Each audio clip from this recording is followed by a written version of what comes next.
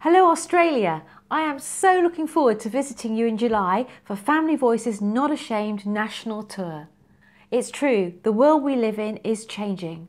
Long-held truths in the Western world and certainly here in the United Kingdom are being challenged and overturned in parliaments and in courts. There is growing opposition to a Christian worldview. Sadly, here in the United Kingdom we have led the way in much of this. We've seen nurses sacked for praying. We've seen businesses threatened for refusing to promote ungodly causes. The truth is this, that today and every day in the midst of all of this, Jesus Christ, He's King. He is Lord of all. He's King of our nations, and He calls us to boldly proclaim His truth where it is under challenge.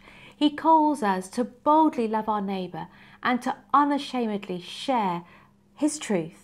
The truth that transforms lives, transforms relationships, marriages, transforms families, transforms communities, transforms nations. And we as God's people, we are called to be courageous. We have seen amazing examples of God's faithfulness here in the United Kingdom.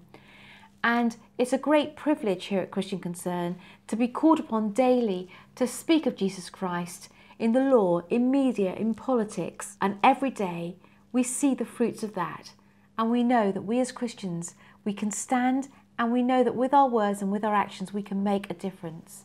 We are not ashamed of the gospel. No, we're not. For it is the power of God today to proclaim salvation to a hurting and broken and lost world. Australians, will you stand not ashamed of the gospel?